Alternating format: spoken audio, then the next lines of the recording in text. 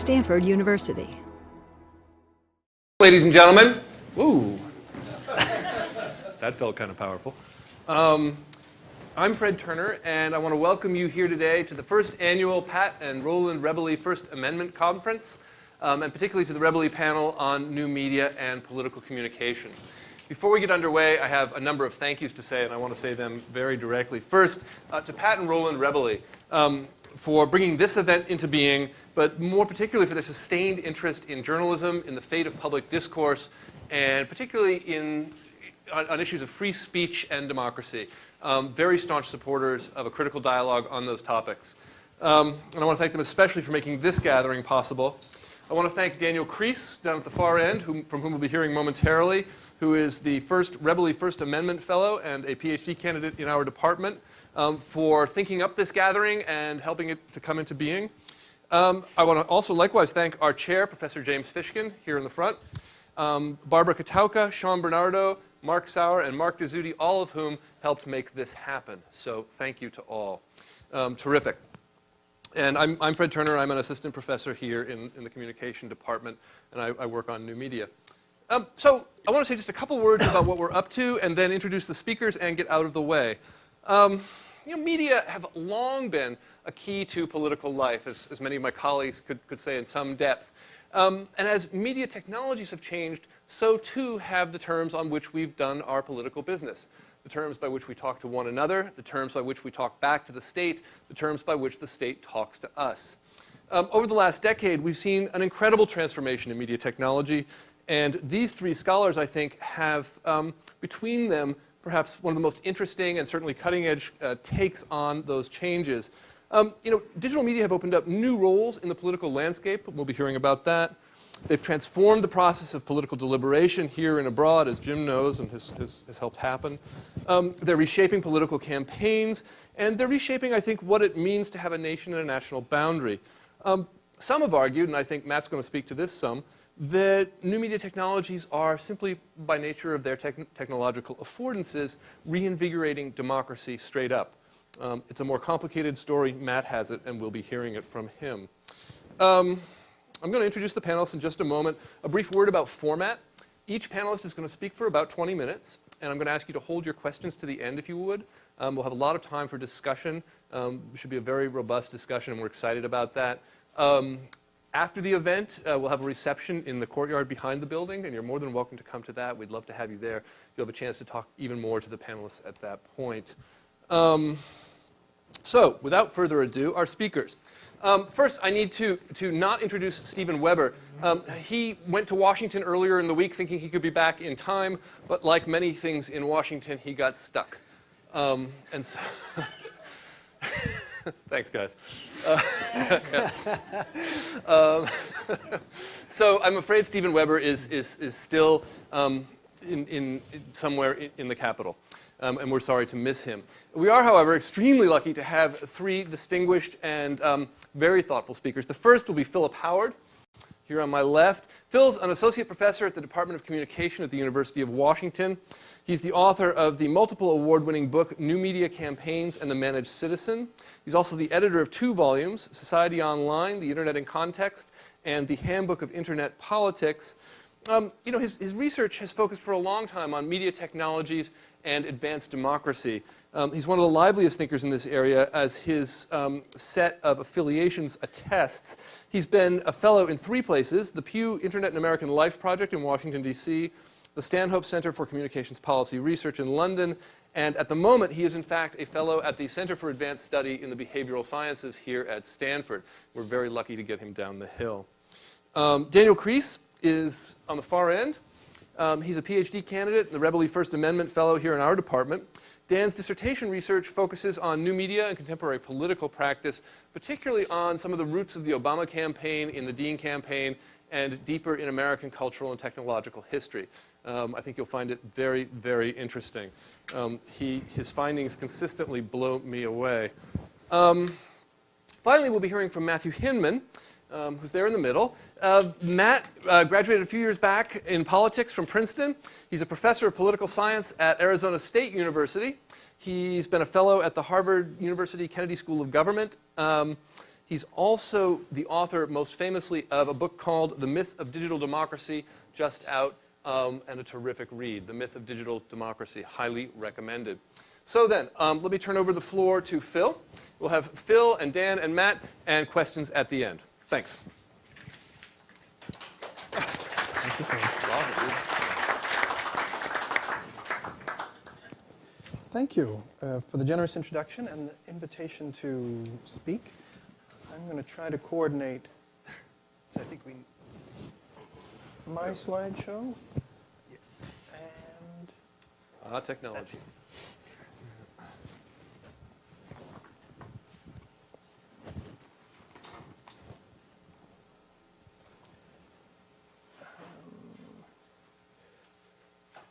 resume slideshow. That's not my slideshow. Apologies. So my talk today is going to start with a quick story, an odd story about the location of information technologies, the political infrastructure in the Muslim world. And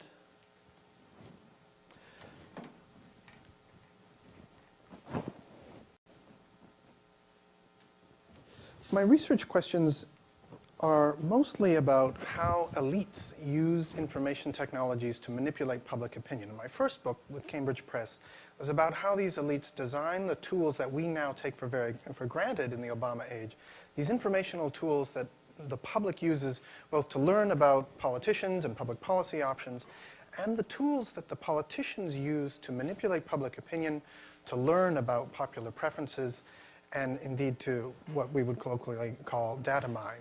Assemble very detailed profiles about what they think your interests are so that they don't have to contact you.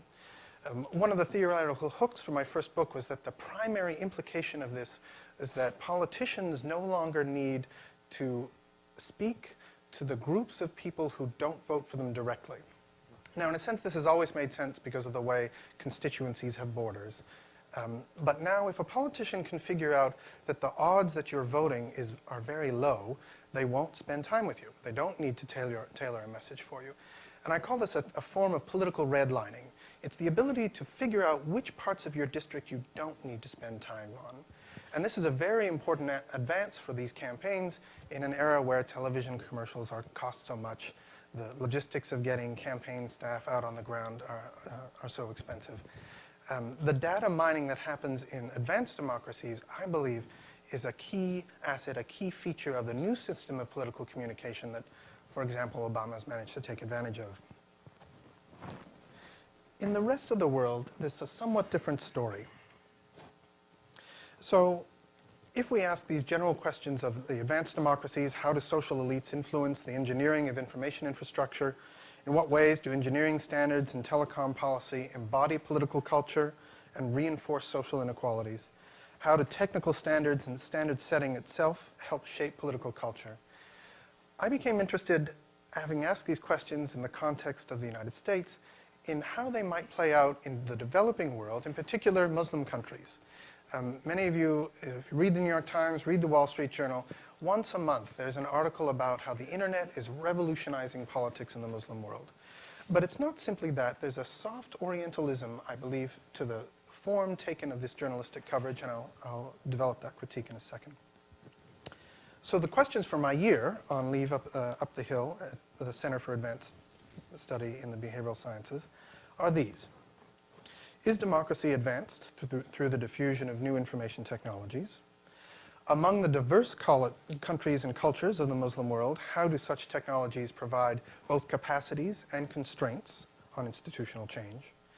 And has the internet had an important role in creating new patterns of political communication in the Muslim world? And I guess as a sub-question of that, has the internet in any way replicated the interesting new patterns of political communication we see here in the United States? So I'm working on a book manuscript called Information Technology and Democratization, the Muslim Experience Across the Developing World. And I'm giving you the chapter outline to give you a sense of how the argument's going to take shape. But what I'd like to present for you today are three strange cases that I'm genuinely puzzled by that don't fit well into my argument. And they wouldn't fit well into an argument, a utopian argument, about how the internet is revolutionizing political culture in the developing world. They wouldn't fit into a cynic's argument about how the internet never changes anything.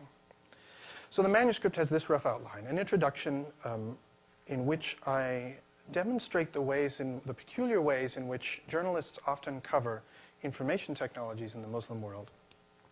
One of the primary hooks is to write about, is to connect information technology use with terrorism in the Muslim world. And in part, this is the topic we're all interested in. But often I see some interesting made-up words like e-jihadis. So you'll see articles about e-jihadis, folks who use the internet for logistical purposes to gather up new members, to spread their message of hate, and organize violent attacks. There's cyber war and cyber terror. There's online jihad. There are these various turns of phrase that we use to associate internet use in the Muslim world with terrorist activity. The core argument for me for my book manuscript is that there is an important story about civil Islam, about the role of the internet in civil society groups for political parties, fairly mainstream political parties, conservative and Democrat and Republican, socialist, which I think are mainstream in that part of the world. But there's this mainstream story. There's a story about journalists and the changing way journalism is done in the developing world. There's a mainstream story about how civil society groups are better able to raise money, better able to provide services, better able to find independence from the state, right? This is one of the key definitions of civil society. They're social actors that are independent of the state. And in my book, I'm going to demonstrate the ways in which civil society groups are finding this independence through mobile phones and through information technologies such as the internet. The final hook for this chapter, for my chapter 6, will get into censorship. So I can demonstrate some wonderful stories about citizens using YouTube to track the wife of the Tunisian president who takes the national plane to Europe to go shopping, and they've managed to figure out how to get folks to photograph the plane landing in Paris, landing in Italy on her shopping trips, and they made a gorgeous video of this, put it on YouTube, and it greatly embarrassed the president. I think it was 2 weeks ago that a story broke about the brother of the emir of the UAE who made home digital videos of him torturing subjects, including several nasty scenes of him running over people with his SUV. So somebody got into his mobile phone, got into his equipment, found the movies, uploaded them, and now there's a major diplomatic uproar over what this fellow's been doing. And it's difficult to connect some of these stories to political change, regime transition, and in part, that is because the technologies that let civil society actors do their work well also let social elites do their censorship well. So in important ways, the internet is a great tool for managing culture. So I do have the great stories, the inspiring stories, and the nasty stories of censorship. What I'd like to share with you are the 3 stories that are perplexing me. I use 3 methods. Network ethnography is a system of using social network analysis to figure out who I want to spend time with in my fieldwork.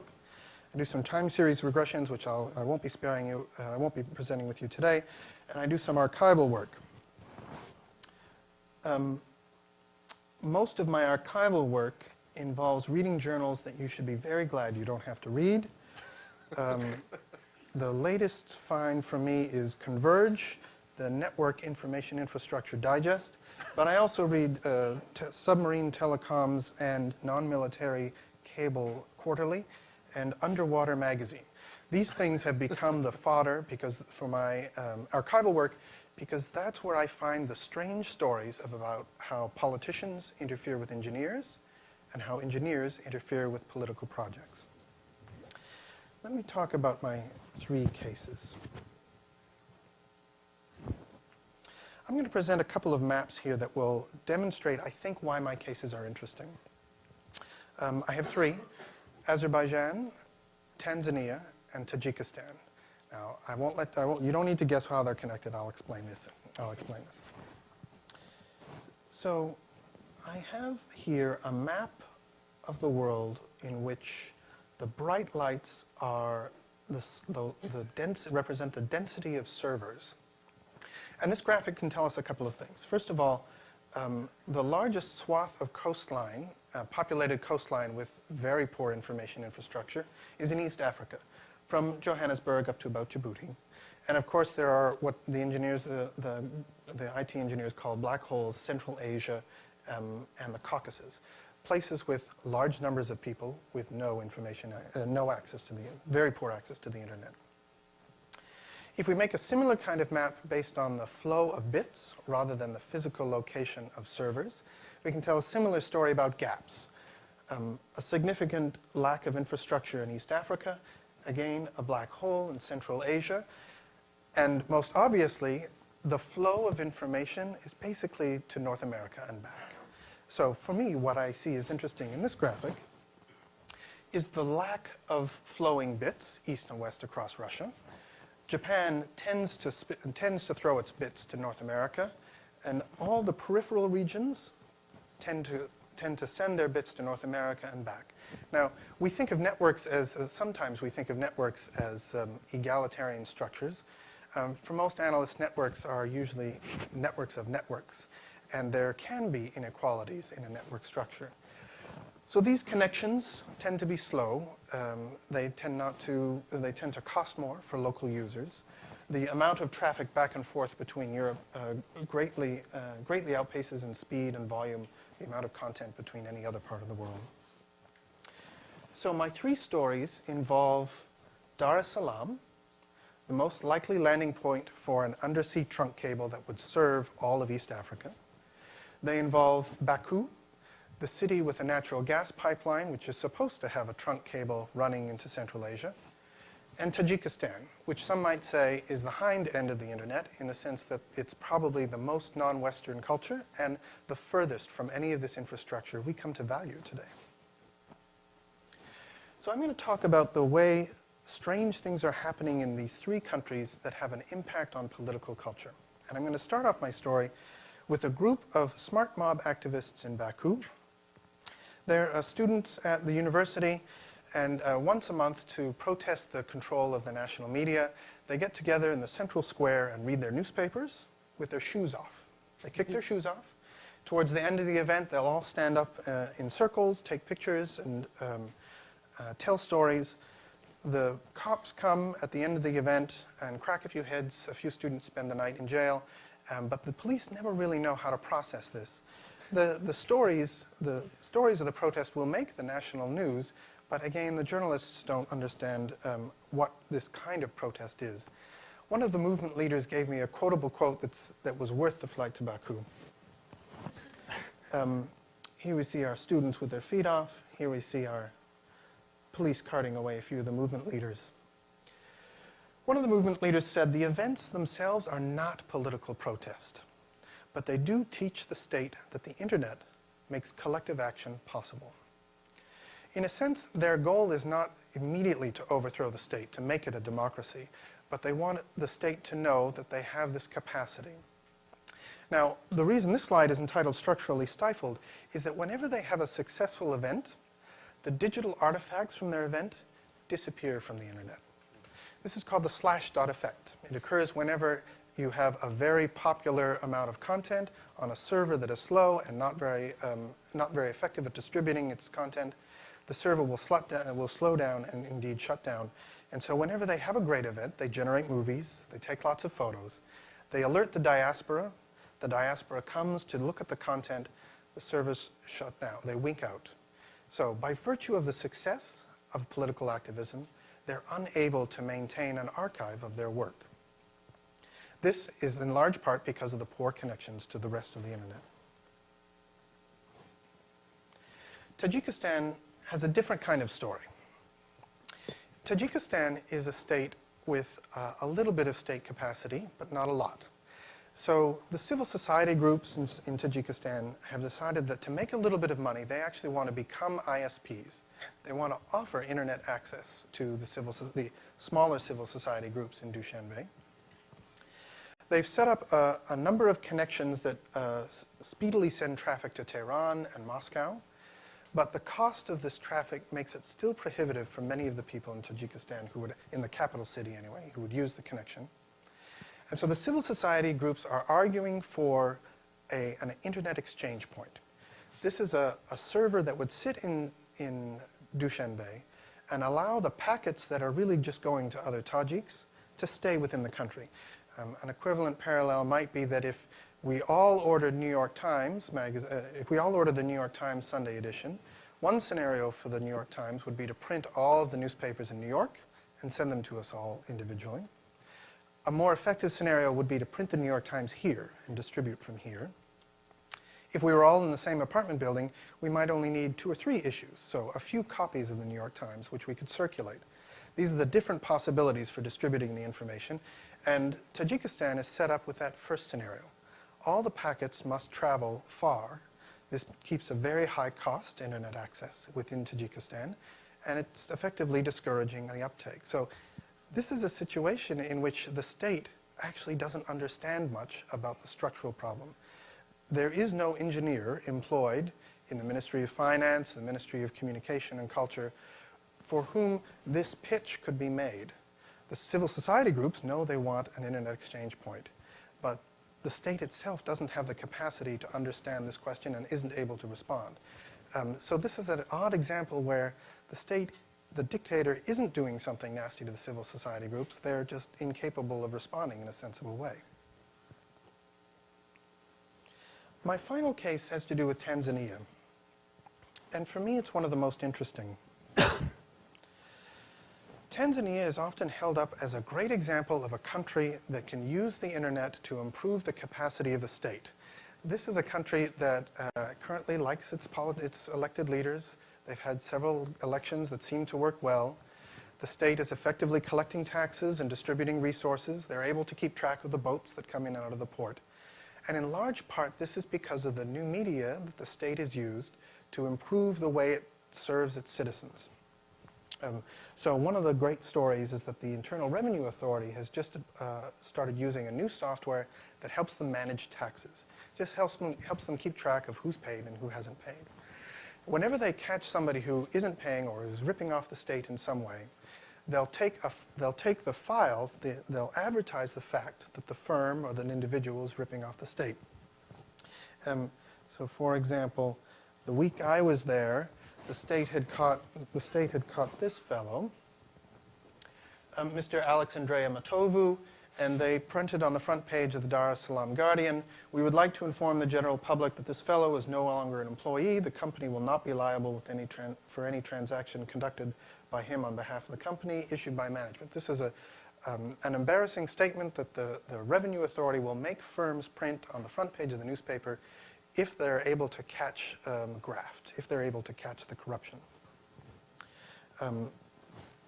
This cartoon is something that they print above every time they catch someone and print the face. They print this cartoon. The 3 public offices where corruption is said to be most rampant by 2005. The correct answers are the police, the courts, and the Revenue Authority. Although when I gave a similar talk in Azerbaijan, the students guessed, they yelled out loud, "Police, Revenue Authority, Professor." But that's not indeed. That's in fact the Revenue Authority. But it's managed to clean up its act. The next stage for the state is to use information technologies to improve the justice system.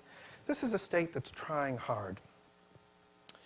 They're using information technologies to improve the capacity of the state to collect taxes, to keep records, to encourage remittances, which is very important for many developing countries.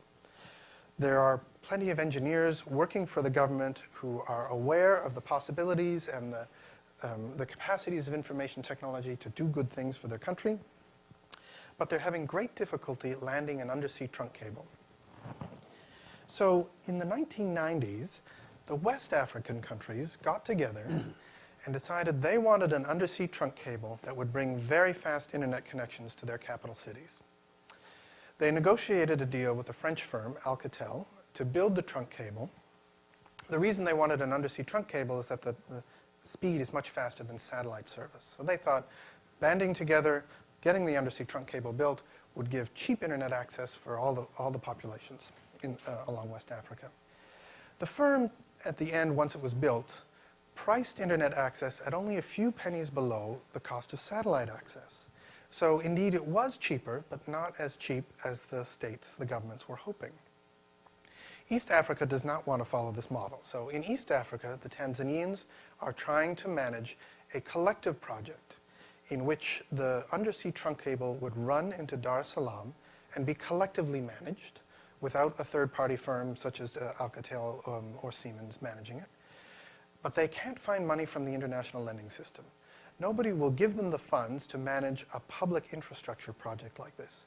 And so East Africa remains underserved and fairly dependent both on West Africa and on its own satellite access. So while I could tell you inspiring stories about how the internet is good for social movements, I've got 3 odd cases in 3 interesting parts of the global information infrastructure. Baku, in a sense, has become a choke point for much of Central Asia. Dar es Salaam has become a choke point for much of East Africa. And in a sense, their development in terms of information structure is going to be stymied until these choke points are relieved. The leapfrog metaphor, the metaphor we most often use to explain the advantages of using information technology to improve political culture, probably doesn't apply in these 3 cases. My Tanzania case is a case where there's the will, but not the way. My Tajikistan case is an example where the state doesn't have the capacity to respond to the queries from the civil society. And my Azeri case is one in which the information infrastructure is there, but it's mostly geared towards serving the oil firms. It's not really geared towards serving civic actors. So in this sense, I have very complicating narratives to my story. Technology structures inequality in political content, but this seems to be, in some cases, an indirect consequence of a regime's telecommunications policies. Infrastructure can prevent civil society actors from organizing to lower costs and increase speed, and in a sense, this new media structures inequality through costs, but not always in a politically deliberate way. There are plenty of countries where censorship is a clearly deliberate strategy. My cases are not so clear.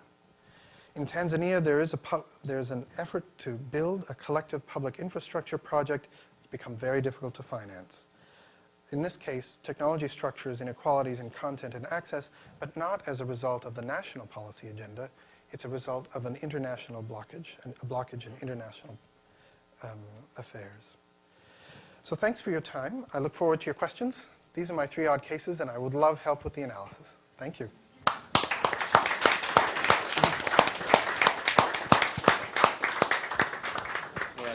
And once again, please do save, for folks who've come in, please do save your questions for the end. Thanks.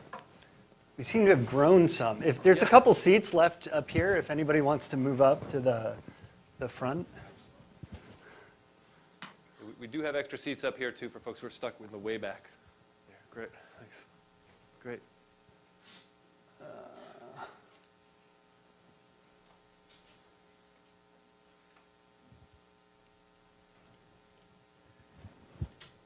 Great.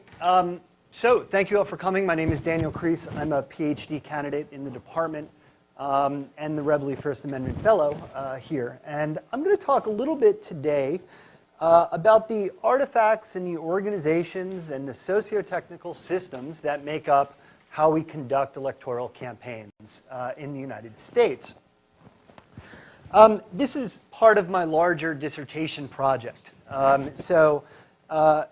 Basically, for the last year and a half, I've been compiling a couple different sources of data. So I've had over 30 interviews with political consultants, stretching everywhere from the Al Gore campaign on up through the Obama campaign. I've also done participant observation on the Obama campaign in San Francisco, as well as in Nevada. And I have compiled tons of FEC reports and other public documents relating to the campaign. So what I really want to talk about today are 3 things. And the first, just provide a general overview of some veins of scholarly work on new media and electoral politics. And after that, I want to get into really sketching my own analysis of the artifacts, the organizations, and a lot of the systems that we now see in electoral politics. And I'll do so by really focusing on the Dean and Obama campaigns, with a particular eye paid to the work of a digital political consultancy that comes out of the Dean campaign called Blue State Digital. And they ended up, in addition to doing the new media for the Obama campaign, at a number of other sites in the political field, for example, the Democratic National Committee. And finally, I want to conclude by sketching an analytical approach to new media and politics. So how can we think about these things in new ways that might open up a new set of questions relating to power, relating to citizenship, and relating to agency? So how can we think about political participation in 2008 in the context of the internet that's a little bit more complicated than some of the other larger narratives that Phil Howard sketched a couple minutes ago, and that also we see sketching the internet in very utopic terms. So I started this research with a couple of very basic questions. I was wondering if new media helped create a new balance of political power in the American electoral system. Do digital media reshape the way we elect presidents? Do they reshape the way we set the terms of public debate? And finally, does citizenship look different in the information age? Do we see different practices? Do citizens do new things? Can they do new things? And how should we think about these things? Well, in the literature, we see a couple of claims. And for one, the causal element really that drives a large body of work is that changes in tools and media affect changes in the information environment, which in turn drives shifts in political practice. Let me say what that means. Because the cost of producing and disseminating information has fallen drastically, a lot of scholars argue that many non-bureaucratic organizations, small organizations, have increased means to get their message out and to affect political action by organizing events, organizing protests, et cetera. So for example, in the case that Phil just talked about, you can use cell phones, for example, to get a group of people to convene a political protest at a certain site. One of the other things that scholars argue is that because information cost is falling, that you increasingly see collective action happen from the bottom up. So in a lot of the narratives within the literature and certainly within the press, we see stories about bands of citizens who self-organize themselves to create political engagement or political protest. And the other side of this coin is that we often hear that this happens outside of the formal organizations of earlier eras. So we could think about this, say, in the journalistic case. So for example, a lot of people herald that we now have citizen journalism, where citizens can instantly be anywhere on the scene in the world, take photographs, upload it to separate sites, and access that information. And we never need to see a formal organization coordinate that role.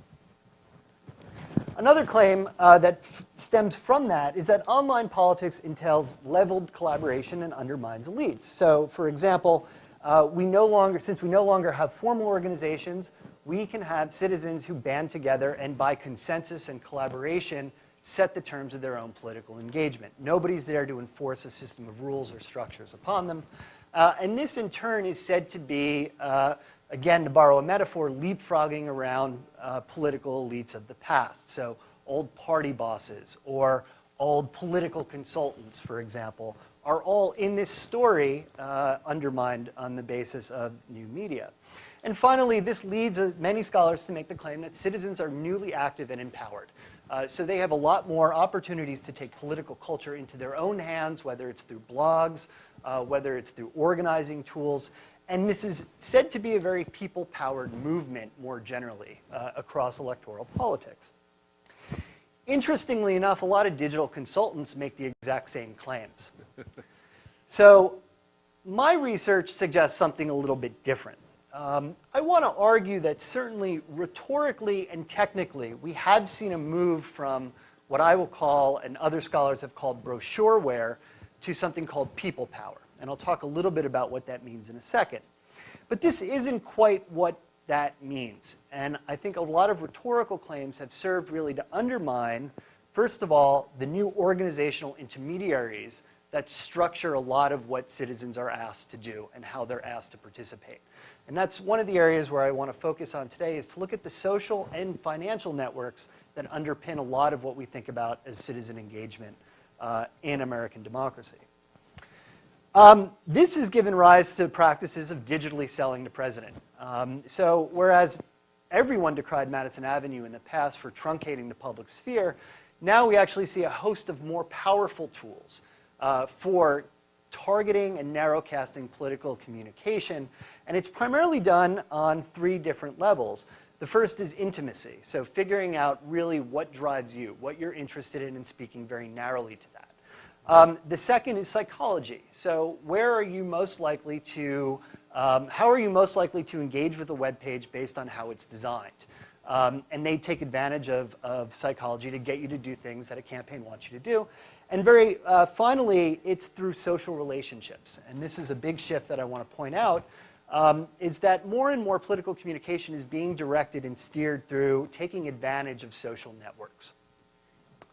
And finally, I want to talk about electoral sociotechnical systems. So beyond political communication, how do we think about large technical infrastructures that are collectives of machines and humans, and what that might afford people to do in electoral politics, and what that might foreclose?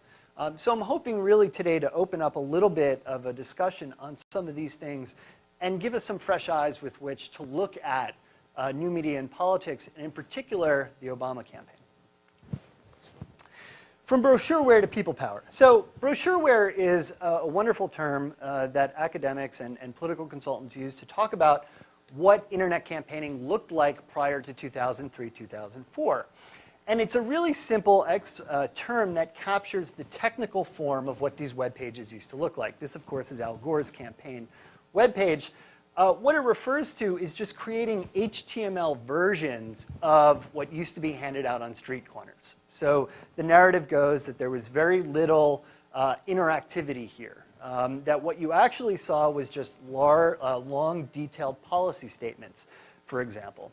And this largely reflects the way that political consultants thought about using the web in 2000. The primary user, political consultants thought, who would be coming to a website were voters who were undecided. They would be seeking out more information on a particular candidate. And ultimately, they would be trying to persuade that undecided voter through information to get them to join the side. And you can actually see this quite clearly.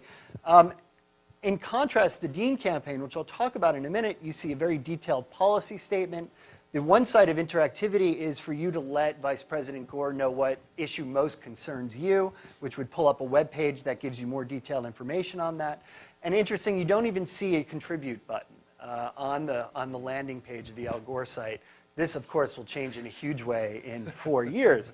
Now, this is a bit of a simplification and a myth, in part because political consultants oftentimes want to be claiming revolutions in what they do. It helps drum up business, at the very least.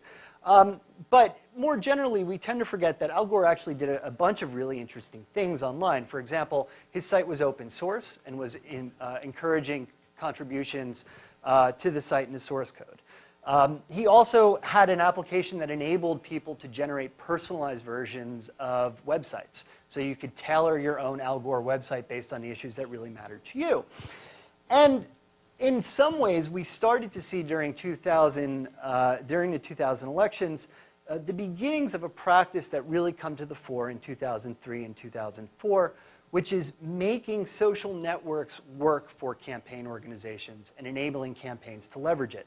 So the example in 2000 was using email to pass along campaign messages. Now, what do I mean? Well, for email, if the John McCain campaign, for example, sent you, here's John McCain's speech, forward it to your friends, what's interesting there is that it's taking a path that's making your social networks a conduit for the messages of the campaign. And this was something that was very new in 2000 and really came to the fore in 2003, 2004. So a couple words about Dean. One of the things that Dean really worked to do was to create a platform for social networks to convene on the Dean site that the campaign could then take advantage of. And just to remind everyone of what 2003, 2004 looked like, this was pre-Facebook and pre-YouTube. Neither one existed. The two big social networking sites at that time, although we didn't even widely refer to them as such, was Meetup, which is a site where you can go to and meet offline in gatherings, as well as Friendster, which was the early, in some ways, sort of an earlier social networking site of Facebook. It's still around. But really, those were the only two things. And a lot of what Dean did was really interesting from the standpoint of being proto-Web 2.0 practices. So one of the things they sought to do was, and you can see this encoded in the site itself, immediately getting you to take action. So they were assuming that you were now coming to this website not as an undecided voter, but as a voter who was already committed to the candidate. They hosted things like social networking platforms. So they had a platform called Dean Link. They enabled people to use Meetup, and they would send out agendas to those meetups to get people to act on behalf of the campaign. And finally, they set up their own blog and social networking sites. Again, the notion that they could steer these things better if it was hosted on the campaign's own website. Now, I just want to make a quick point that one of the things we see is these tools are not being used for deliberative practices. These tools are being used for what Matt has called in other work the back end of campaign practices. So it's primarily about fundraising, it's about volunteer recruitment, and it's about voter mobilization. It's certainly not the deliberative practice that other folks would think about. Now, I want to talk real briefly about the new organizational intermediaries. So one of the things we see after 2003, 2004 was a set of technical practices that were developed on the Dean campaign that spread across the political field. And they did this through a host of digital political consulting firms that come out of the 2003-2004 election. There were at least 12 firms that were launched by former staffers of the Dean campaign, as well as the effort to draft Wesley Clark and the Clark campaign, as well as John Kerry's campaign. Blue State Digital was a firm that was founded by 4 members of the Dean who were working on the internet architecture and new media staff. Through their social and professional ties, they were able to get the intellectual property rights to the Dean tools and then bring it to a host of other organizations in the field. So one of the things they started out, they got the license to use the Dean tools, and then they licensed it back to Democracy for America, which were created, which was the holding pattern, the holding group for Dean's run, should he have run again in 2007, 2008. From there, they reworked these tools and made them into a more powerful platform and brought it to Progress Now, which was a multi-site progressive advocacy firm. From there, once Dean became chair of the DNC, they built Party Builder, which is the DNC's social networking platform. And then by the spring of 2007, through, again, connections that run through former staffers on the Dean campaign, somebody who was working for Obama's Political Action Committee brought Blue State Digital on board, and they adapted Party Builder and brought it to the Obama campaign. Now, what does this entail? Well, in some ways, we see this as an extension of some of the practices we saw earlier on the Dean campaign. So this is the dashboard for Obama, and it allows you to do a lot of the same social networking activities that we thought of in relation to Howard Dean much earlier. So for example, you could create events for the candidate, you could blog for the candidate, you could create your own social profiles, and all the while, as you took these sorts of activities, you would be earning points. And reputation points, and it was an incentive to get you to do more. This was the brainchild of Chris Hughes, who of course was the founder of Facebook, who was also working on the campaign. But the social networking platform isn't the only aspect of Obama. You were also getting things like emails. So emails are still the most, or one of the most widely used fundraising and recruitment vehicles used by political campaigns. It really has become standard practice from MoveOn.org, which created the genre for how this communication looked. And then they consulted, they were actually helping out the Dean campaign, and then the Dean campaign helped spread it from there. But the idea was that you could encourage people to take quick action. And finally, external sites like Facebook. The campaign had an entire division within its new media division that was devoted to monitoring external websites like Facebook. And they would be looking to capture data from there, but also doing political messaging through these external sites.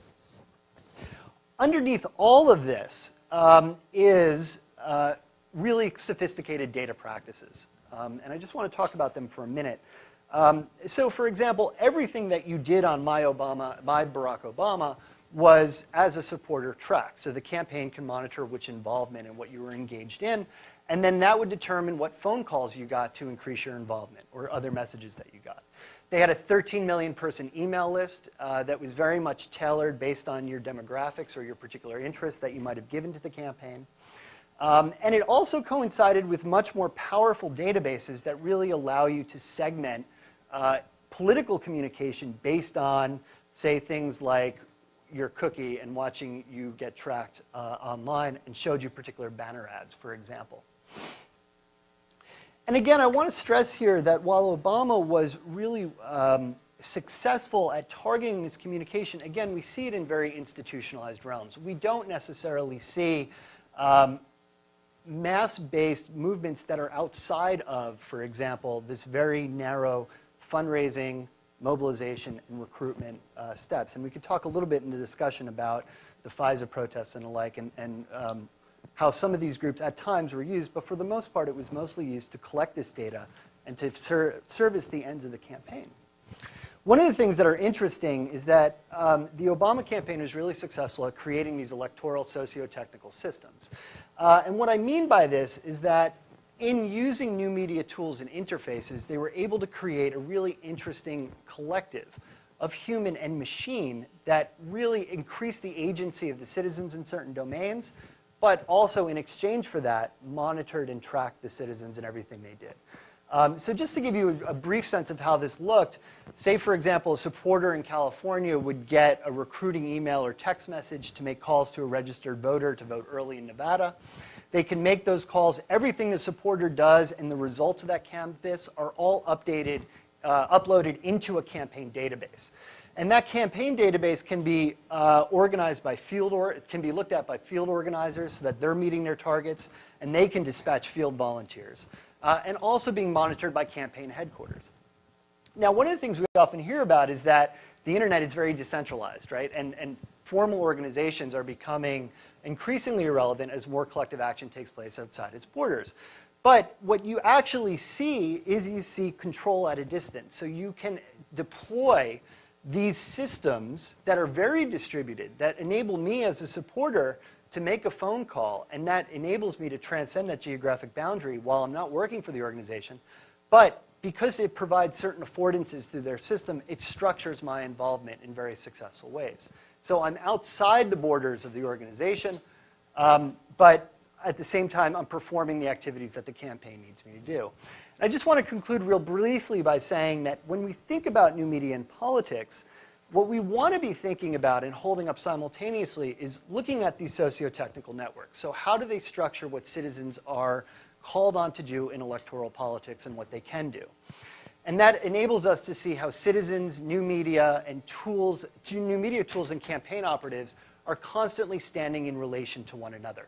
So if we think about this relationally, I think we can avoid some of the more utopic pronouncements about the internet's role in democracy and see how there's actually new forms of power and agency, and it's a give and take. And that citizens have some agency in some domains like fundraising, like making phone calls, but not in others like deliberation, and what might consequences of that be. And thank you. Thank you.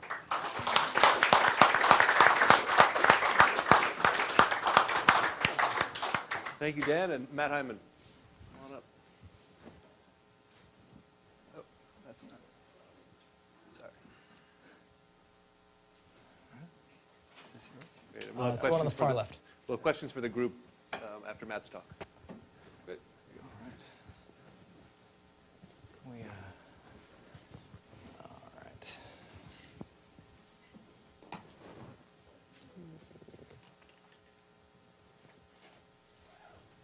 Great cover. What's that? Great shot. All right. So good afternoon. Thank you all very much for coming. It is an honor and a privilege to be here. I'm going to talk today about web traffic and online audiences. And I'm particularly going to be talking about the dynamics of web traffic. And that is how sites, how online audiences grow and shrink over time. And the reason why I'm talking about this is because I think it's important. And it's important, first of all, for understanding a lot of what seems, at first glance, paradoxical about the internet. I've been fortunate enough to do a number of these different types of panels and symposium recently. And one of the things that often happens is that some eminent distinguished scholar will get up and first talk about how worried he or she is about Google as the 500-pound gorilla, and then in the same breath, we'll talk about how the internet is constantly in flux, and there's all these new voices coming constantly, all these low barriers to entry. Now, obviously, there's a little bit, at least, of a contradiction there.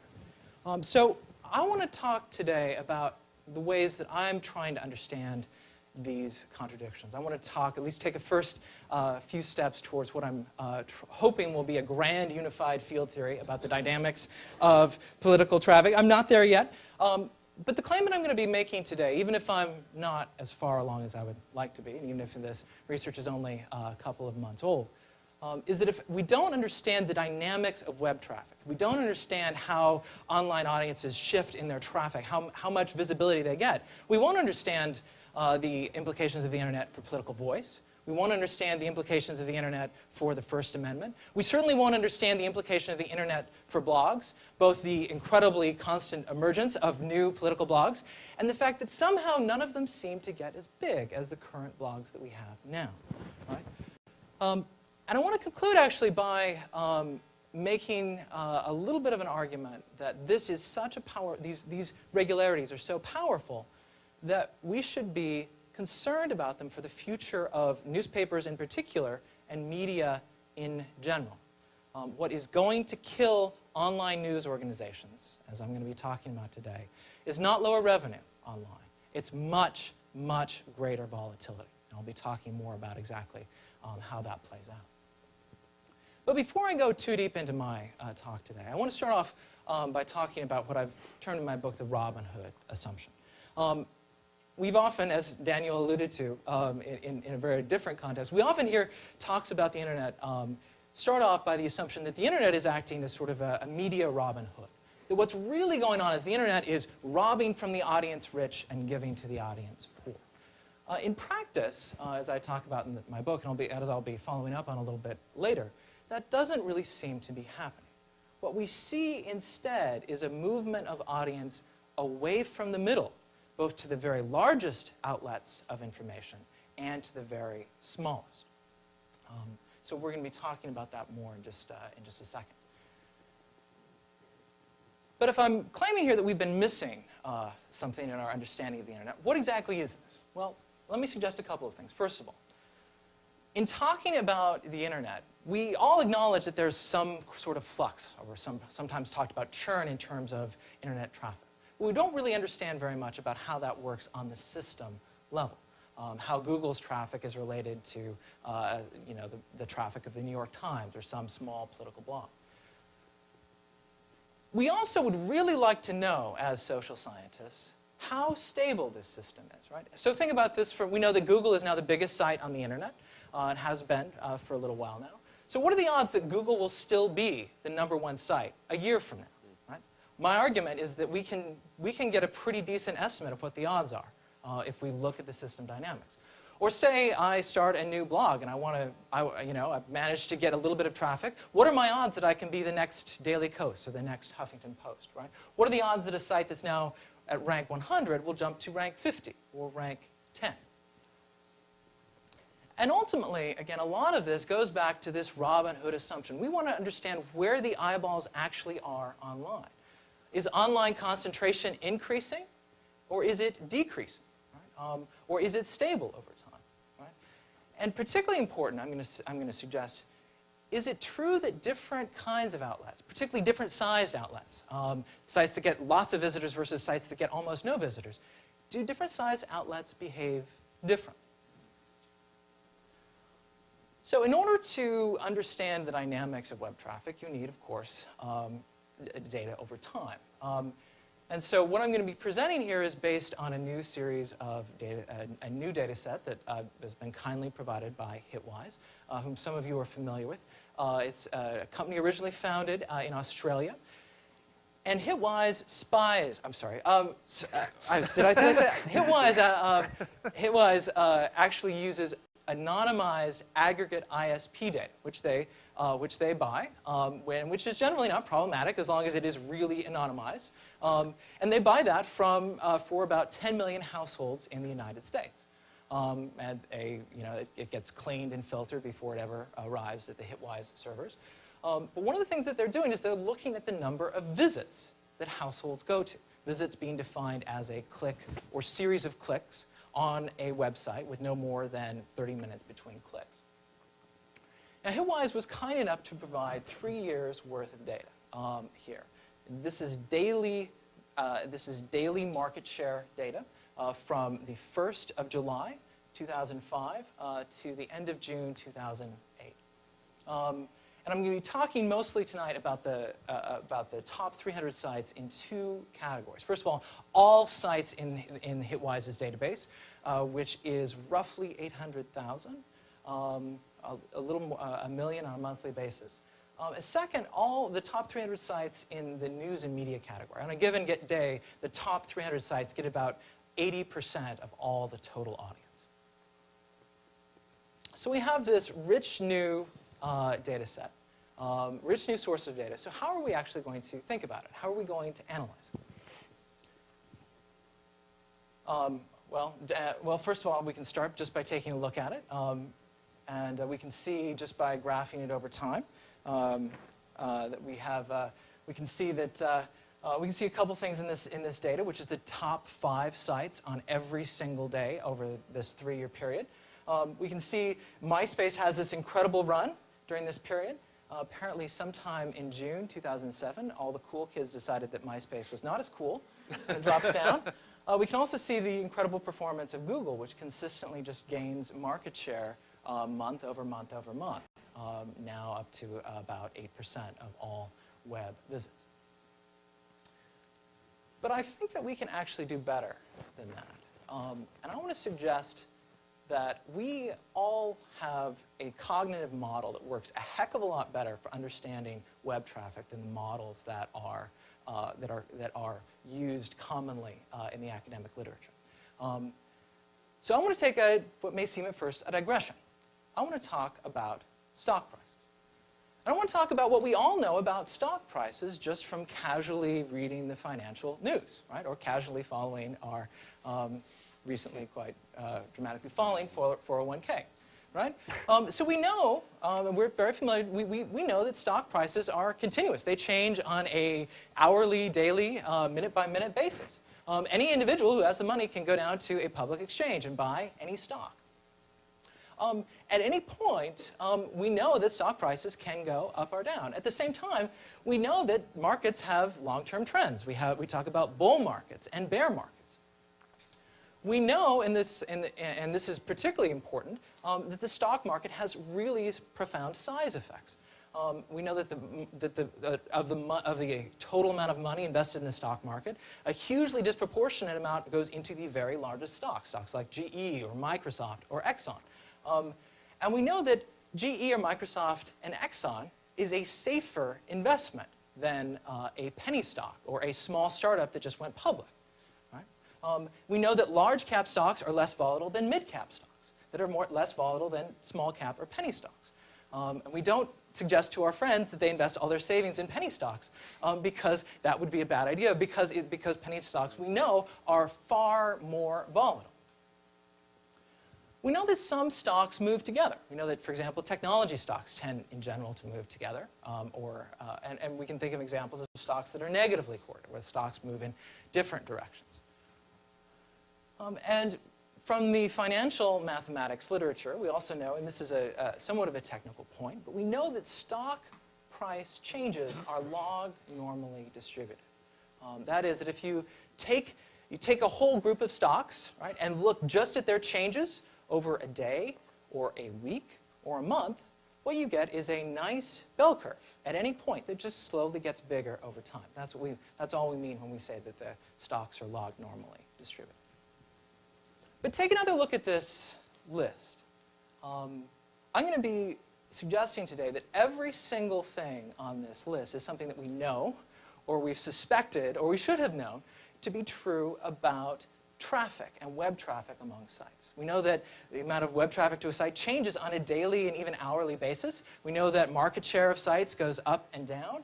We know that there are long-term effects. We certainly see from this from some of this data that large sites are more stable in their audience distribution than middle-sized sites, are more stable than the smallest sites. And we're going to be testing in just a second whether or not these price changes are log normally distributed. Okay. So what I'm going to be showing you in most of the rest of the talk is, and I apologize for this, some mathematics. Right? So a lot of this is, I presume, I'm not expecting any of you to be up on your stochastic portfolio theory. But a lot of what I'm going to be showing you is really relatively straightforward. The question I'm going to be asking again and again throughout the rest of the talk is it really true on a statistical level that what we see in web traffic really looks like the behavior we're only used to seeing really in equities markets? And in lots of different dimensions, the answer is yes. So one point that scholars have talked about for a long time is that audiences online tend to be highly concentrated in a specific way. They tend to be power law distributed. Well, if you look at the market literature and equity markets, all of these financial mathematicians, they look at their models and they say this really should be power law. This equity market, the distribution of the size of companies, really should be power law distributed. And it's not. GE's a little bit too small. The biggest companies are a little bit too small. The middle-sized companies are a little bit too big. And then they hand wave and try to explain why the world doesn't match their perfect model. What we see here in looking at web traffic is an almost perfect power law distribution. Right? In fact, this looks exactly like what portfolio theory suggests it should. We can see on the x-axis here we have the logged value of the market share. We can see the logged value of the rank. So here's 10, here's 100, here's 1,000. And we can see an almost perfect straight line in this data, right? A classic hallmark of a power law distribution. All right, so one of the other things that we know about stock markets is that stock markets stay really only about as they're pretty consistent over time as to how concentrated they are. The amount of money in the very biggest stocks, right, GE, Exxon, Microsoft, is pretty consistent over any 10-year period. So is it really true that concentration online shows similar levels of stability? So we can look at a number of different metrics of concentration. Here I've chosen the Gini coefficient. And what we find seems very much to match what we're used to in stock markets, that there's not a big variation over this 3-year period on any single day from this level of concentration. In fact, to some extent, the level of concentration, there's some evidence that it seems to be mean reverting, that if it gets too concentrated or too unconcentrated, it goes back to its previous norm. So the other thing we know about stock markets, right, is that the top ranked stock does not change on very often. Right? It's a very big day when GE passes Microsoft or Exxon. Right? So do we see the same kind of behavior in web traffic? And as it turns out, we actually do. So on the y-axis here, we can look at the portion of days where the site at rank X changes. And on the x-axis, we have rank. So what we can see here is that in the very top part of this traffic, where the Googles, the Yahoos, they're only changing places between 10 and 20% of the time. But once you get below about rank 10, the amount of volatility increases enormously. The difference between rank 10, which changes only about 10% of the time, and rank 20, right, rank 20 is changing the site at rank 20 is changing about 80% of the time. Right? So where you are in the system makes an enormous amount of difference. And you find this not just over the entire web, but with news and media sites as well. Right? CNN and Yahoo very rarely change places. But if you're ranked way down in the rankings, say rank 100, we can be almost certain that the site that's at rank 100 today is not going to be the site at rank 100 tomorrow. But here is where things, I think, get really interesting, and where I think the really bad news for contemporary newspaper organizations, for example, starts. So what we really want to know, what we're looking at here, is what happens. All right, so you start out the day at rank 50. What's going to happen tomorrow? How much is your traffic going to go up or down proportionally? And so what we can see here, when we look at on the y-axis, we can see these changes, the changes day to day. And on the x-axis, we can see the rank, again, in a log scale. What we can see is that if you are very high up in the rankings, if you're ranked 3 or 4 or 5, you're not changing very much proportionally on a day-to-day basis. Your market share is quite stable. And in fact, this middle line here is actually the measured median change. It's almost exactly 0 for almost every rank. Right? And these dotted lines are actually the inner 68% of the data.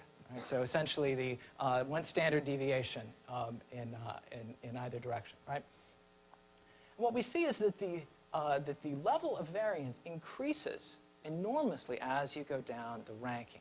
Right? On a day-to-day basis, if you're at rank 50 or rank 150, you can expect a big change in your market share on a daily basis. Whereas if you are number 1 or 2 or 3, you're going to expect to be quite stable over time. Right? But here's where things get even more interesting. What if we don't care which site is number 1 or number 2 or number 3 or rank 100? What if we think about this as a big game of musical chairs? Right? And we will only want to know what the amount of traffic that the top site gets or the site at rank 100 gets. Whereas before, from the perspective of an individual site, the further down you are in the rankings, the more volatile you are. But if we only look at the sites if we look what happens to, say, the site at rank 100, the value is much more stable. So essentially what this is showing us is that the system is stable, even as the sites in it are constantly churning. Right? And that, in fact, the system is more and more stable the further down you go.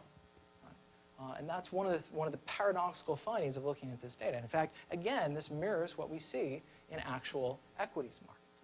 We see the same thing not just over the entire internet, but we see this just within news and media sites as well. Right? The 100th ranked site for news and media is going to be pretty constant. So I want to very briefly suggest that, to talk a little bit about where these findings actually come from. And I want to suggest that what's going on. Well, we can test, actually, whether this is just a size effect. Is it just the case that different size sites are behaving differently? Right? So if I'm correct, if the claims I'm making are accurate, then all of this system-level behavior should just be a function of these individual sites' growth rates. And the system shouldn't have any memory. It shouldn't, a site that happens to get lucky and jumps and gets bigger should behave as a bigger site. It shouldn't know that it's a smaller site and drop back down the next day or the next month. So in this case, right, my collaborator and I decided that we were going to test this. Right? We're going to use bootstrap-style methodology, place 300 sites at the average value for each rank. Right? Take the average value of whatever chair they're sitting in. Sample from the nearly 3 years of data in our sample. And every day, we know that the top-ranked site goes up by a certain amount or goes down by a certain amount. Essentially, we're shuffling all of these days randomly and trying to see what the overall pattern looks like. So this is the real data that we see from this, and this is from the news and media. This is from the news and media category. One of the things that we can see here over this 3-year period is that there's a big gap between the site that's ranked number 4 and the site that's ranked number 5. And this gap reemerges in almost all the simulations that we do. Right? So the simulations, in many ways, are capturing the bandwidth. They're capturing the average distance between ranks pretty well.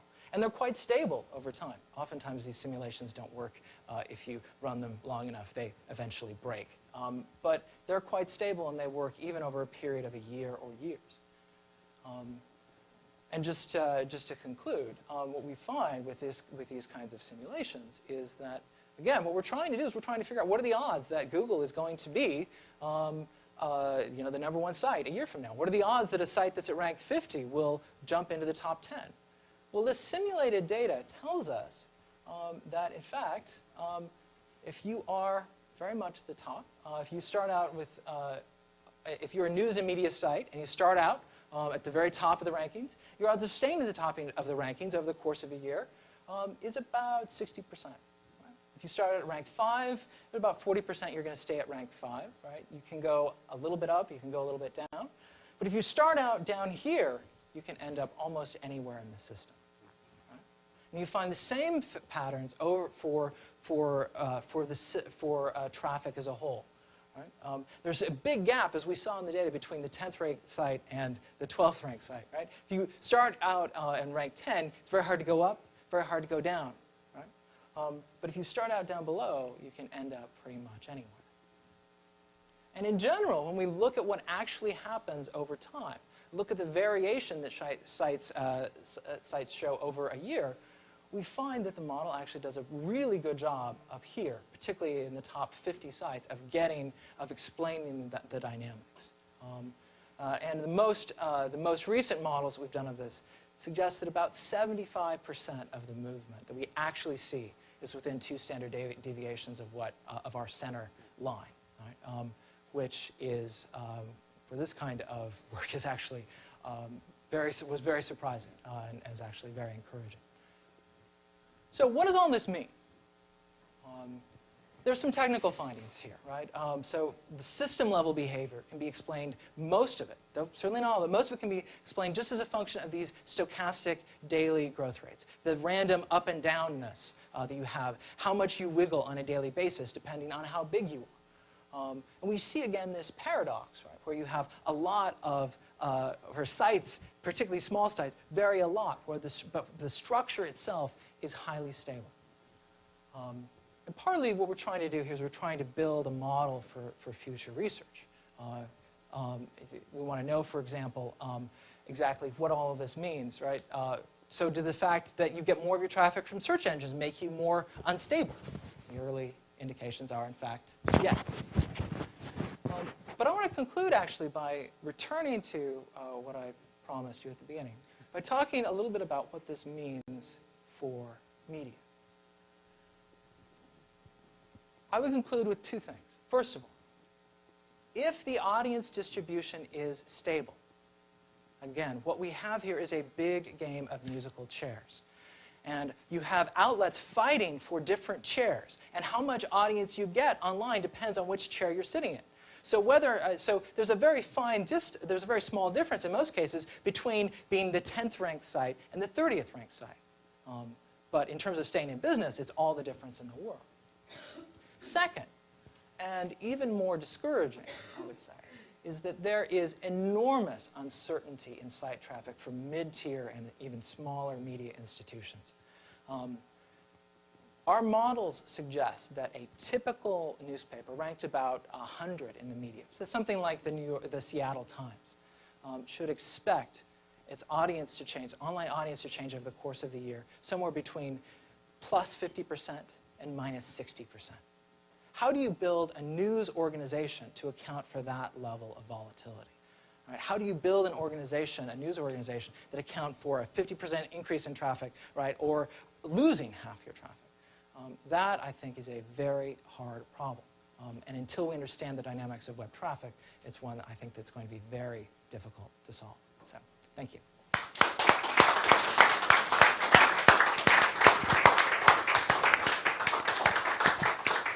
Terrific. Thank you. Wow, we've had 3 terrific talks, each focusing on a different aspect of the ways that the internet in particular and digital media more broadly are changing our political and discursive landscape. I'd like to open it up now to questions. Because we're videotaping today's event, I'll be repeating your questions. So if you hear an odd echo, that's intentional. So please jump in with any questions that come up, and I'll try to send them your way. Laura? Sure. I have a question. Thank you very much, everybody, for all of your very interesting. Question about maps behavior analysis in terms of, well, there was a theme between what Daniel was saying, what you were saying, in terms of kind of the transactional aspect of the web. You know, people are using political sites to give money, to get information, get give and take. And so the top 10 sites, you're looking at volatility in terms of size, but you also looked at the type of site, rather it being a portal and the type of site that it is. You know, things like Google and Yahoo and eBay, they just send people the stuff, versus smaller sites which are purely just informational and less transactional in nature. May I just repeat that for the cameras? Thanks. Yeah. If I can. I'll try. So I think the question is, Matthew, have you and your colleagues looked at the different types of site as you've thought about what it means to be large or small? We've certainly thought about it, and we've done, I think, some preliminary research on this. And the answer is exactly what you would expect, that if you are more of a portal site, then that you show a greater stability. But interestingly enough, you find the same kinds of patterns even in areas where you wouldn't necessarily expect, and even when you don't see the same kind of portal effects happening. So some blogs, for example, link a lot to other blogs, and some blogs don't. And you don't see the blogs that are linking more being more stable, even though what really seems to be determining their stability is really their size. Yeah, so there's certainly some indications of this, but the preliminary data, at least, suggests that that size really is the most important determinant of this. And size in terms of traffic, have you looked at the size of the site itself In terms of raw hits? Pages, Yeah. and the amount of content per site? Does that have So the question is, have you looked at size in terms of the number of pages on a site and the amount of content in those pages? Not yet, but that's a great idea. Yeah. Great. Thanks. Go for it. I believe most of your measurements were basically hit count. They were, the measurements were market share, which was determined by the portion of by daily visits. And a visit is defined as a click or series of clicks with no more than 30 minutes between. But yes, that's exactly right. I'm wondering, have you attempted to see whether hover time on the site behaves the same way? We certainly have plans to do that, but we haven't done that yet. There has been some other. Oh, was that almost spilled Daniel's water? But there has been some other work that's looked to some extent at this question, and I think they've certainly found that sites that are stickier, which is how much time people spend, and if you visit once, are you more likely to come back, do tend to have greater stability. Great. Thanks. Great. Don't be shy. Mike? So you say you're looking at market share. Do you have any insight into raw numbers in terms of how kind of overall traffic is growing over that time? Because it's a essentially less bleak picture if traffic is growing as a whole rather than a zero-sum game. Yeah, that's exactly right. And we hope to replicate this analysis with just raw hit data, raw visit data, if we can get it. Over this period that we're looking at, we do see a rise in the amount of traffic, but that's on the order of 20–30% over this period. So not insignificant. So a substantial rise. Yeah. Phil? I actually have a question for both of you, and that has to do with your comparisons. So it's an interesting, it's a totally logical metaphor to start with the stock markets, but why not compare to print media?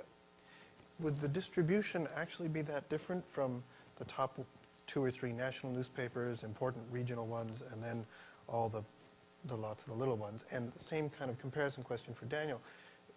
It's interesting that you would expect to find discourse on the contemporary political websites. Maybe the discourse is on the newspaper websites or the local media websites in some other place other than the political party website? I'll start first. The answer is, the question is, if the question is the distribution different, I think the answer is yes. So if you look at the top 10 news outlets, so that's Yahoo News, CNN, down to the New York Times, they overall get 30% of the total audience, measured again by visits. If you look at the top 10 print newspapers, at the moment they get about 21%. So almost a 50% increase for the market share of the top 10. At the same time, if you look at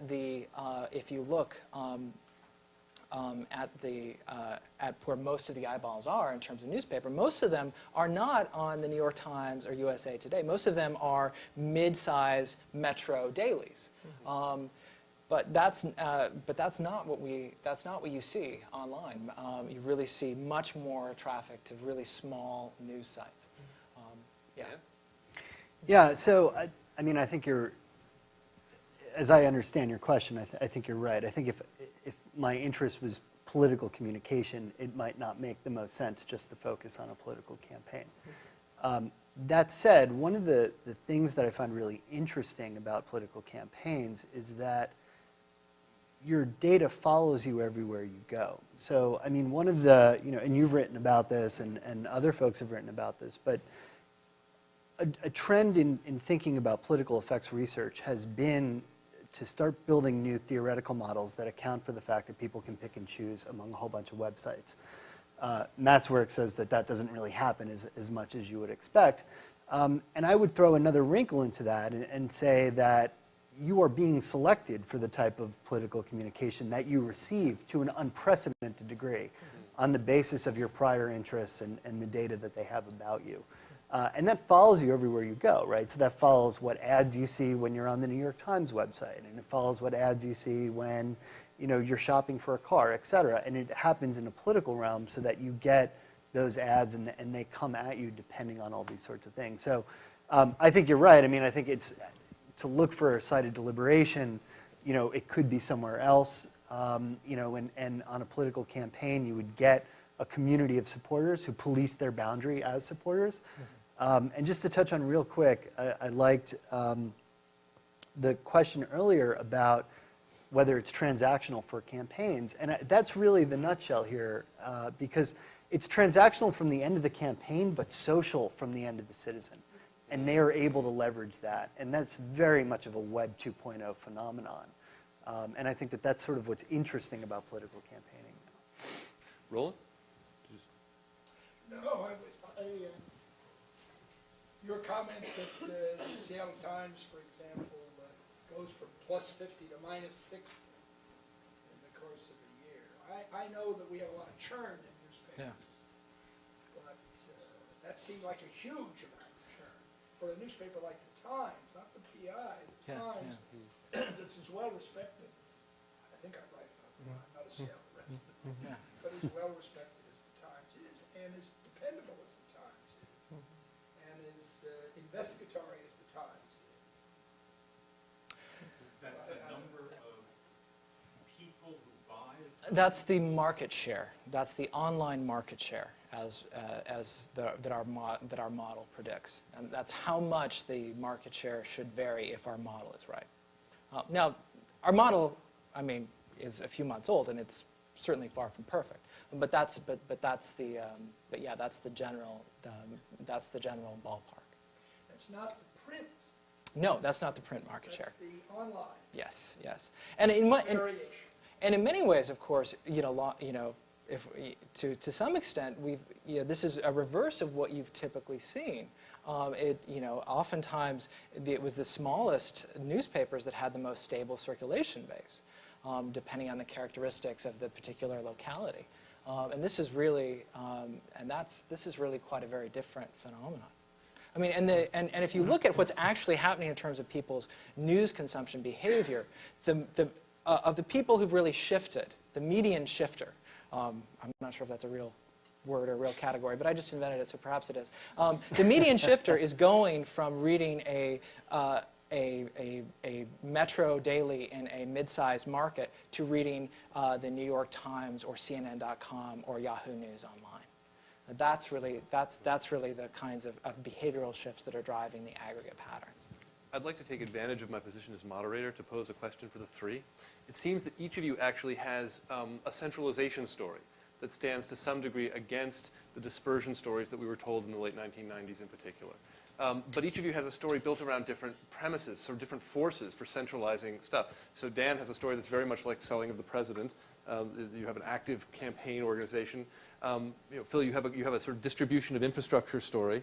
And Matt, you have a story that I'm not sure I understand the causal forces in, though I see the patterns. And so I was hoping that each of you might say a little bit about whether, in fact, your story is a centralization story, and if so, cui bono and why? Sort of who benefits from the patterns of centralization that you're seeing? So in Phil's case, are you seeing a pattern of centralization where the United States stands in for sort of the leading news producer and everyone turns toward them while all of the other countries live in a kind of disturbingly info-negative flux? Can I answer second so that I can finish it with a graphic? Okay. Go for it. Let's start with Dan then. Sure. But, yeah. Yeah, and I mean, I hinted at this earlier. I think it's a centralization story, but an interested form of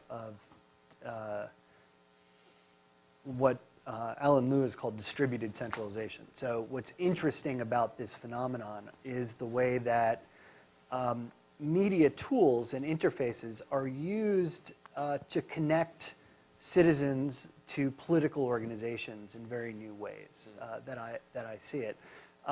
Outside of formal campaign structures, outside of your old ward boss who is giving you your marching orders of how to turn out the precinct on election day, outside of showing up at, say, your volunteer office and getting your marching orders, this is very much it's centralization, but through a system that enables you to really personalize your engagement and your involvement. Do it on your own time, volunteer on your own time, but all the while you're a part of a system that channels through its affordances exactly what you do in some very defined ways. And that's what I think is really interesting about it.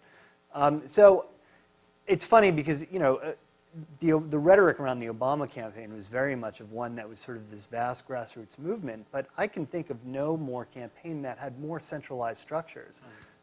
And the other thing too, and part of this story is that thinking spatially, Chicago, that office becomes this central site for data monitoring and analytics. So it really is sort of this these vast tentacles that people are connected to, but then sort of all this data processing that gets centralized at a point. That also, I think, is really interesting. Thanks. So this is a graphic I didn't get to, but the centralization question is an excellent one.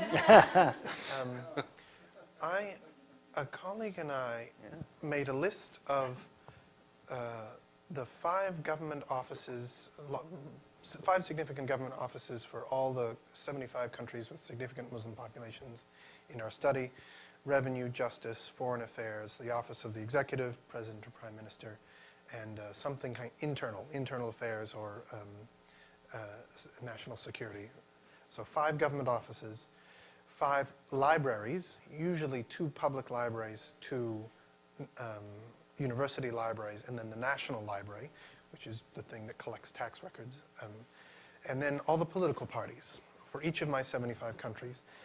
And I was interested in knowing where their political information infrastructure physically resided, and the colleague handled the technical aspects that allow me to demonstrate by mapping how many of these servers lie actually in Europe and Texas. Texas has a concentration of server facilities for Muslim governments, political parties, and libraries. So the centralization story that I think I could contribute to would be to say that the political information infrastructure for many of these countries is not in these countries. It's in Europe and the United States. Wow. Yeah, Matt. I think that's actually fascinating, but I'm going to respond to Daniel's point. I think that I actually have a very similar take, and I would go so far as to say that the Obama campaign was both the most and the least centralized, depending on which metric you prefer, of a presidential campaign in history. And that if you're trying to figure out where power has actually shifted, I think that probably the single biggest shift has been away from local elites, state-level elites, local social networks, which used to define an awful lot of political participation. It used to be that you participated in politics if your friends asked you. Now, the typical pattern is that you participate in politics because you like this Obama guy or you like this Dean guy, and you go to their website and you put in your email address and your zip code, and the Dean campaign or the Obama campaign hooks you into a local social network. So in many ways, that is, yes, more bottom-up. It is less exclusionary. You don't have to know the right people to participate or to be asked to participate. But it also provides for much more surveillance, at least top-down, than has ever been possible in a presidential-level campaign or any sort of national-level political organizing. I think that we're still trying to grapple with some of the consequences of that. Yeah, I mean, just to add, sorry, one real quick point is that, these systems, too, of surveillance are virtually unregulated for political campaigns. And, I mean, you can't find out what campaign databases exist about you. You wouldn't even have a clear path of where to look, and there's no regulatory body that enforces that for campaigns. So that's another aspect of this, of the surveillance side. I would add one more anecdote to that, because I just can't resist. I'm sorry. And I think that one of the most remarkable things about the Obama campaign is that he made such an open system work, but it wasn't perfect. So take, for example, what happened after the election, after Obama won. There was a period of a couple weeks where the campaign went dark. And there are dangers to open systems. And what happened in Obama's case is you had a series of emails by people who were essentially con artists. The campaign itself had said, well, okay, wait for us about what comes next. And these con artists stepped in the gap and say, hey, we're what comes next. We're the official new Obama campaign organization in Arizona or in Colorado or in your metro area. And this became a massive problem for the campaign organization, for OFA, that succeeded the campaign, as they tried to deal with these groups that essentially had lots of time to build up a base of grassroots support. And it's still not entirely clear how that's going to play out. Terrific. Thanks. I want to open up for just a couple more questions. Yeah? One of the speakers showed a data flow diagram. I think it'd be Phil. Phil. Oh, I think that was mine. The blue state? Oh, sorry, my bad. You mean just the connections that, yeah. It showed a voter in California phoning somebody in In Nevada, yeah. Any idea what the pickup rate was on those telephone calls? Very low. So I don't have the internal campaign metrics. I have it having an anecdotal sense of having made a lot of phone calls. Yeah. So a lot of these lists, there's a backstory here about where all this data comes from and where these lists come from. And the Democratic Party more generally has been behind the Republican Party on having a really up-to-date list of national voters. The Republicans have historically been much better about sort of knowing who their voters were and how to get them to the polls than the Democrats were. So, for example, calling Nevada, I mean, you would get, I would say, maybe get to talk to somebody live about 1 every 10 phone calls you made, if that. And my guess is that that's probably replicated on a grand scale. And I know that also from having been on the ground in Nevada, knowing just, again, an anecdotal sense, is that going door to door, their lists were not, I mean, I would say maybe 60 to 70% accurate. So a little bit better on terms of who lives where. But I couldn't be sure that all the lists were the same. And that was the other thing, is that I didn't have a sense of. Yeah? Would you say you're getting a hit rate of 10% when you went door to door? Are you getting a hit rate of 10%? Just repeating for the camera. That's a good question. A little bit higher, maybe door to door, I would say. I mean, I would say maybe around 30%.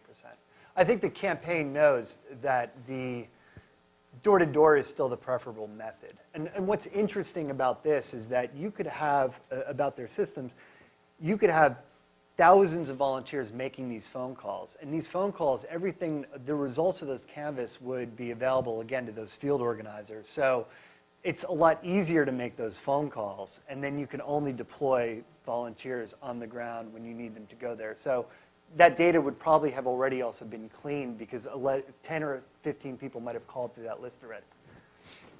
Thanks, Sita. And then I have a brief question for Dan.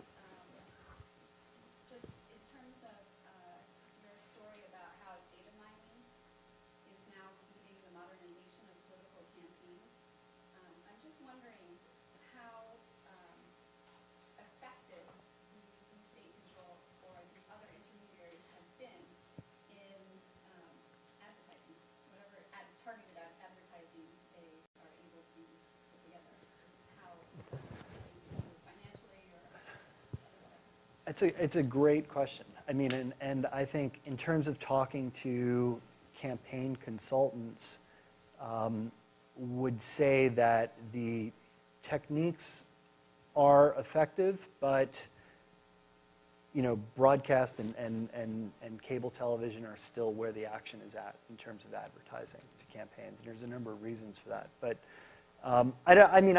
again, and most of this is coming from, I don't have the numbers here, from talking to consultants.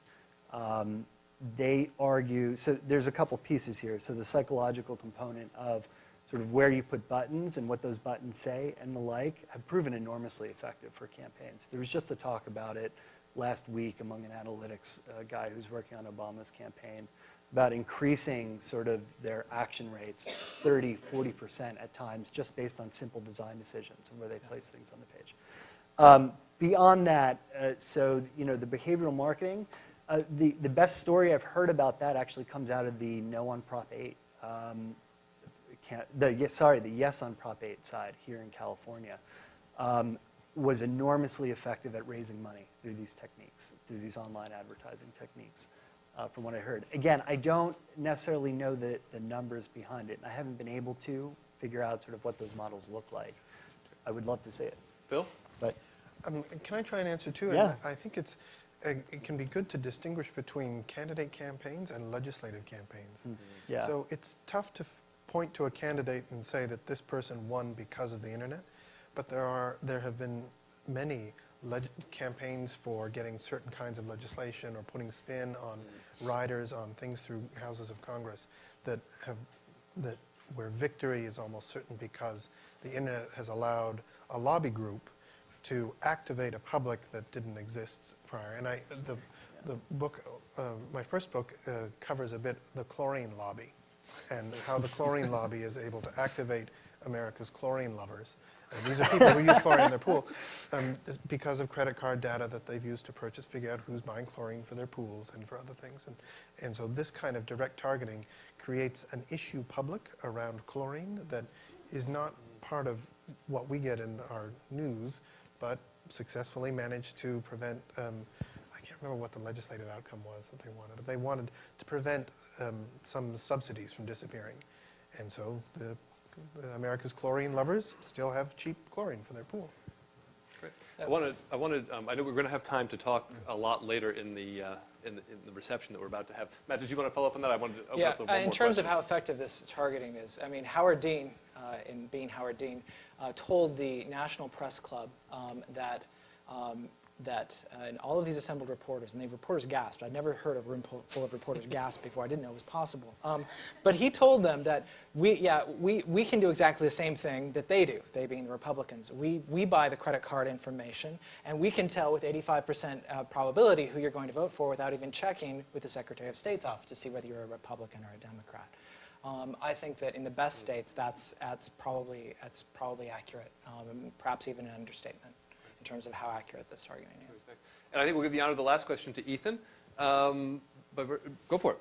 And then we'll open up, we'll have a reception, we'll have lots of chance to talk again to folks who are here.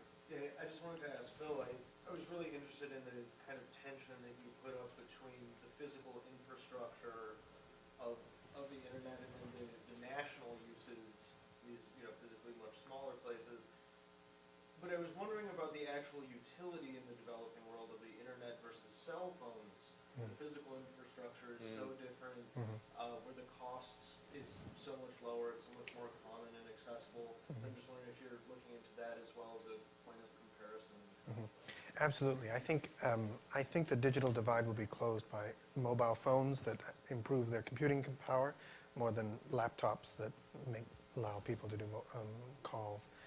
And the maps of traffic actually include bits from the digital switches for mobile phone infrastructure. So, and the other reason the glow is so great between North America and Europe has to do with financial information. Battling back and forth, which exchange information, which just doesn't happen as much north-south. So absolutely, mobile phones are a key part of the information infrastructure. Great. And with that and the globe circling digitally in front of us, let's break and head for reception and thank our guests.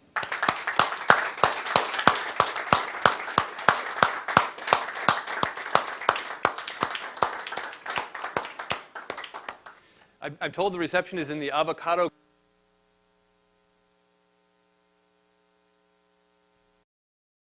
For more, please visit us at stanford.edu.